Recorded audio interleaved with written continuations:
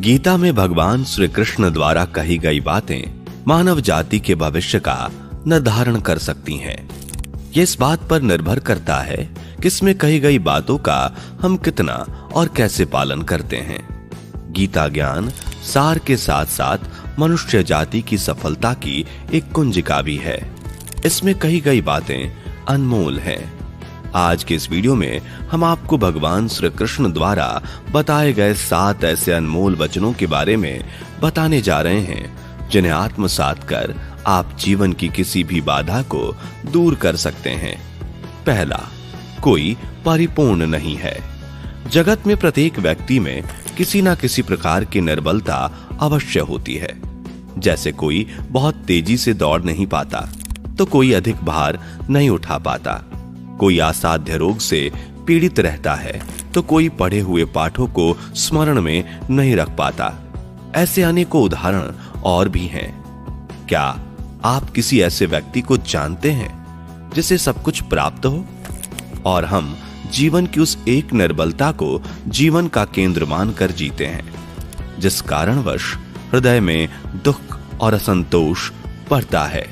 निर्बलता मनुष्य को जन्म से अथवा संजोग से प्राप्त होती है, किंतु उस निर्बलता को मनुष्य का मन अपनी मर्यादा बना लेता है। किंतु कुछ व्यक्ति ऐसे भी होते हैं जो अपने पुरुषार्थ और श्रम से उस निर्बलता को पराजित कर देते हैं। क्या भेद है उनमें और अन्य लोगों में, यह आपने कभी विचार किया है? सरल सा उत्तर है इसका, जो व्यक्ति निर्बलता से पराजित नहीं होता, जो पुरुषार्थ करने का साहस रखता है हृदय में, वो निर्बलता को पार कर जाता है। अर्थात निर्बलता अवश्य ईश्वर देता है, किंतु मर्यादा मनुष्य का ही मन निर्मित करता है। स्वयं विचार कीजिए। दूसरा, वर्तमान में रहना शुरू करें। भविष्य का दूसरा नाम संघर्ष है। हृदय में आज इच्छा होती है और यदि पूर्ण नहीं हो पाती तो हृदय भविष्य की योजना बनाता है। भविष्य में इच्छा पूर्ण होगी ऐसी कल्पना करता रहता है, किंतु जीवन ना तो भविष्य में है और ना अतीत में। जीवन तो इसी क्षण का नाम है, अर्थात इस क्षण का अनुभव ही जीवन का अनुभव है। पर हम यह जानते हुए भी इतना सा सत्य नहीं समझ पाते। या तो हम बीते हुए समय के स्मरणों को घेर कर बैठे रहते हैं, या फिर आने वाले समय के लिए हम योजना बनाते रहते हैं और जीवन बीत जाता है। एक सत्य यदि हम हृदय में उतार लें कि ना हम भविष्य देख सकते हैं और ना ही भविष्य निर्मित कर सकते हैं, हम तो केवल धैर्य और साहस के साथ भविष्य को आलिंगन दे सकते हैं, स्वागत कर सकते हैं भविष्य का, तो क्या जीवन का हर पल जीवन से नहीं भर जाएगा?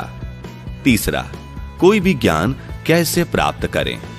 ज्ञान प्राप्ति सदा ही समर्पण से होती है, यह हम सब जानते हैं, किंतु समर्पण का वास्तविक महत्व क्या है? क्या कभी विचार किया है? मनुष्य का मन सदा ही ज्ञान प्राप्ति में अनेक बाधाओं को उत्पन्न करता है। कभी किसी अन्य विद्यार्थी से ईर्ष्या हो जाती है, कभी पढ़ाए हुए पाठों पर संदेह होने लगता है, और कभी गुरु द्वारा दिया गया दंड मन को अहंकार से भर देता है। नहीं, क्या ऐसा नहीं होता? ना जाने कैसे कैसे विचार मन को भटकाते हैं, और मन के इसी अयोग्य स्थिति के कारण हम ज्ञान प्राप्त नहीं कर पाते। मन की अयोग्य स्थिति केवल समर्पण से प्राप्त होती है। समर्पण मनुष्य के अहंकार का नाश करता है। ईर्ष्या, महत्वाकांक्षा आदि भावनाओं को दूर कर हृदय को शांत करता है और मन को एकाग्र करता है। वास्तव में ईश्वर की सृष्टि में न ज्ञान की मर्यादा है न अज्ञानियों की। गुरु दत्तात्रेय ने तो गाय और श्वान से भी ज्ञान प्राप्त कर लिया था। अर्थात विषय ब्रह्म ज्ञान का हो या जीवन के ज्ञान का या गुरुकुल में प्राप्त होने वाले ज्ञान का, उसकी प्राप्ति के लिए गुरु से अधिक महत्व उस गुरु के प्रति हमारा समर्पण है। क्या ये सत्य नहीं है? चौथा, धर्म संकट को जाने। प्रत्येक मनुष्य के जीवन में ऐसा क्षण अवश्य आता है जब सारे स्वप्न, सारी आशाएं, सारे दृश्य ध्वस्त हो जाते हैं। जीवन की सारी योजनाएं बिखर जाती हैं। एक ओर धर्म होता है और दूसरी ओर दुख। इसी को धर्म संकट कहते हैं। जब धर्म का वहन ही संकट हो और धर्म का त्याग ही दुख हो, विचार कीजिए, कभी किसी स्वजन के विरुद्ध सत्य बोलने का अवसर प्राप्त हो जाता है, कभी ठीक दरिद्रता के समय सरलता से चोरी करने का मार्ग प्राप्त हो जाता है, कभी किसी शक्तिशाली राजनेता या राजा के कर्मचारी का अधर्म प्रकट हो जाता है। सबके जीवन में ऐसी घटना बनी ही रहती है। अधिकतर लोग ऐसे किसी क्षण को धर्म संकट के रूप में जान ही नहीं पाते। हमें किसी प्रकार के संघर्ष का अनुभव ही नहीं होता। सहजता से सुख की ओर खिंचे चले जाते हैं, जैसे मक्खी गुड़ की ओर खिंची चली जाती है। वास्तव में धर्म संकट का क्षण ईश्वर के निकट जाने का क्षण होता है। यदि हम संघर्षों से भयभीत ना हो, सुख की ओर आकर्षित ना हो, अपने धर्म पर दृढ़ रहे, तो ईश्वर का साक्षात्कार दूर नहीं। पवन से युद्ध करने वाला पत्ता यदि पेड़ से गिरता भी है तो आकाश की ओर उड़ता है। पवन से झुकने वाली घास वही जमीन पर रहती है। सरथस्थ धर्म संकट से यदि हम संकट को ही टाल दें, सुख तो मिलता है, जीवन बढ़ता है, किंतु क्या चरित्र नहीं टूटता? क्या आत्मा दरिद्र नहीं हो जाती? क्या ईश्वर से अंतर नहीं हो जाता? स्वयं विचार कीजिए। 5वां, रिश्तों में खटास का कारण। दो व्यक्ति जब निकट आते हैं तो एक दूसरे के लिए सीमाएं और मर्यादाएं निर्मित करने का प्रयत्न अवश्य करते हैं। हम यदि सारे संबंधों पर विचार करेंगे तो देखेंगे कि इन सारे संबंधों का आधार ही यही सीमाएं हैं जो हम एक दूसरे के लिए निर्मित करते हैं। और यदि अनजाने में भी कोई इन सीमाओं को तोड़ता है तो उसी क्षण हमारा हृदय क्रोध से भर जाता है। इन सीमाओं का वास्तविक रूप क्या है? क्या हमने कभी विचार किया है? सीमाओं के द्वारा हम दूसरे व्यक्ति को निर्णय लेने की अनुमति नहीं देते, अपना निर्णय उस व्यक्ति पर थोपते हैं, अर्थात किसी की स्वतंत्रता को अस्वीकार करते हैं। और जब स्वतंत्रता को अस्वीकार किया जाता है तो उसका हृदय दुख से भर जाता है, और जब वो सीमाओं को तोड़ता है तो हमारा हृदय क्रोध से भर जाता है। क्या ऐसा नहीं होता?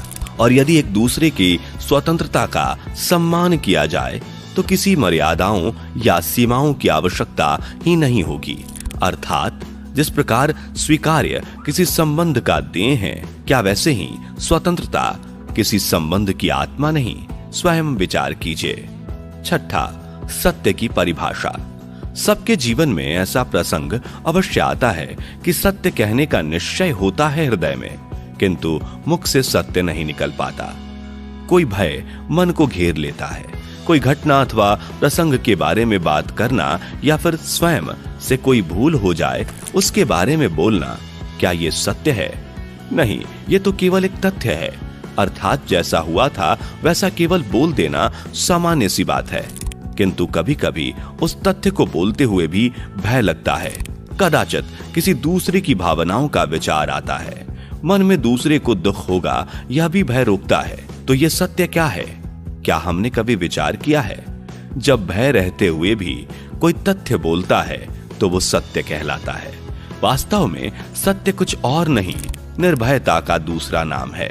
और निर्भय होने का कोई समय नहीं होता, किंतु निर्भयता आत्मा का स्वभाव है। अर्थात प्रत्येक क्षण क्या सत्य बोलने का क्षण नहीं होता? स्वयं विचार कीजिए। 7वां, टॉपर कैसे बने? श्रेष्ठता का क्या अर्थ है? श्रेष्ठता का अर्थ है दूसरों से अधिक ज्ञान प्राप्त करना। अर्थात मूल्य इस बात का नहीं कि स्वयं कितना ज्ञान प्राप्त किया, मूल्य इस बात का है कि प्राप्त किया हुआ ज्ञान अन्य लोगों से कितना अधिक है। अर्थात श्रेष्ठता की इच्छा ज्ञान प्राप्ति को भी एक स्पर्धा बना देती है, और स्पर्धा में विजय अंतिम कब होती है? कुछ समय के लिए तो श्रेष्ठ बना जा सकता है, किंतु सदा के लिए कोई श्रेष्ठ नहीं रह पाता। फिर वही असंतोष, पीड़ा और संघर्ष जन्म लेता है। किंतु श्रेष्ठ बनने के बदले यदि उत्तम बनने का प्रयत्न करें तो क्या होगा? उत्तम का अर्थ है कि जितना प्राप्त करने योग्य है वो सब प्राप्त करना, किसी से अधिक पाने की इच्छा से नहीं, मात्र आत्मा की तृप्ति हेतु कुछ प्राप्त करना।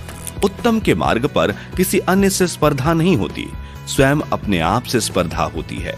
अर्थात उत्तम बनने का प्रयत्न करने वाले को देर अबेर सारा ज्ञान प्राप्त हो जाता है, बिना प्रयत्न के ही वो श्रेष्ठ बन जाता है। किंतु जो श्रेष्ठ बनने का प्रयत्न करता है वो श्रेष्ठ बने या ना बने, उत्तम कभी नहीं बन सकता। अगर वीडियो पसंद आया हो तो इसे लाइक, कमेंट और शेयर करना ना भूलें। साथ ही ऐसी और वीडियो देखने के लिए चैनल को सब्सक्राइब करके बेल आइकन को प्रेस करें, जिससे कि हमारी आने वाली वीडियोस आपसे मिस ना हो। धन्यवाद।